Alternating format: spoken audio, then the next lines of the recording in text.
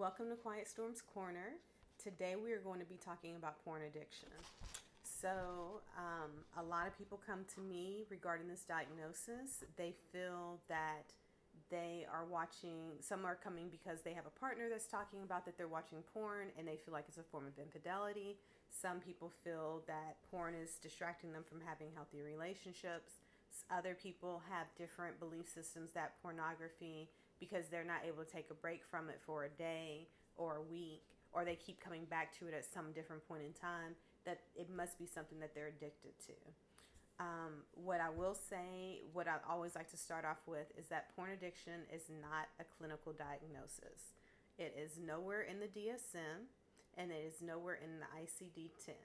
Those are two diagnostic tools in order to determine someone's clinical well being.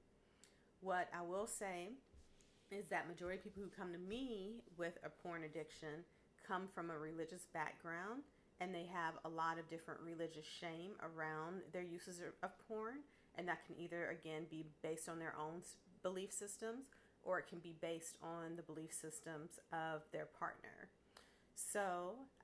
All that to say is that some people, I'm not going to say that people don't overindulge or use pornography as a poor coping mechanism. That can happen with anything that people use to self-soothe. People can overindulge in sleep, they can overindulge in eating certain foods, or they can overindulge in exercise. You can overindulge in a lot of different areas.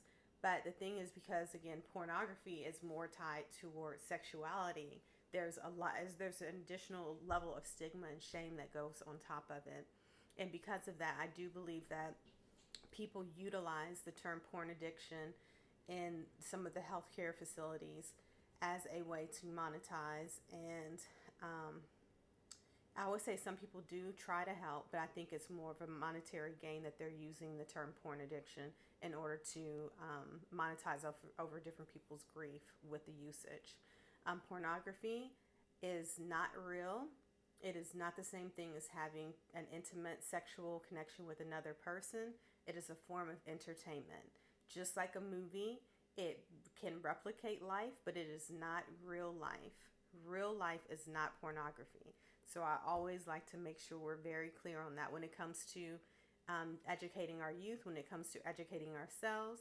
Pornography is not real, and people need to understand the difference between pornography as entertainment, whether it is for self-pleasure, or it can be even a way of exploring some of your likes or dislikes or some of your fantasies, but it is not something that substitutes actual sexual connection. What I do like to say is that just like I kind of stated earlier, anything that's done in excess is not going to be healthy. So even with pornography, you want to make sure you're doing it in moderation. If you know that it's becoming something that is a poor coping mechanism for you, one thing that you want to do is kind of underline what are the things that you're avoiding, or what are the things that you're doing that are leading you into looking at pornography. In the addiction world, which I really do like to use a lot of the 12-step models, because I feel like they're just useful for everyday life. You want to be aware of the HALT. So HALT stands for hunger, stands for anger, loneliness, and tired. So if you know you are heading into one of those areas, the H, the A, the L, the T, you know that you are probably going to be on the grips of probably using porn in a way that's not healthy for you. If you know you're on the verge of 2, you are definitely going to that route of using some form of poor coping mechanism. And then when you're at 3, you're already in relapse phase. You're probably on your way to doing whatever it is you're choosing not to do. So just be careful and mindful of what the HALT is. Another thing that I do like to mention when it comes to pornography is that some people do develop erectile dysfunction due to excessive use of pornography. This is not uncommon, but again, it doesn't make it an addiction, because within a month of taking a break from pornography, you will regain your erection. So it's not something that's permanent, it's only something temporary, and you can just, do a fast for a month and your erection will be normal. And then again, during that month, if you are able to maintain sobriety from pornography, you want to, again, try to make sure you're addressing what are the core issues that are bringing you to that. Like, what are you trying to avoid? What are you hungry with? What are you not eating? How are you not taking care of yourself in some other form or fashion? Because that's really the core of what porn addiction is that you're avoiding something, or you are not taking care of yourself in some form or way.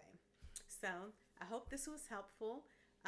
Please feel free to comment below, like, share, let other people know what the message is, even if you don't agree with this, because I have a lot of people who are very pro porn addiction. Again, it's not a clinical diagnosis. Please feel free to comment and leave feedback for me. Hope you have a good rest of the day.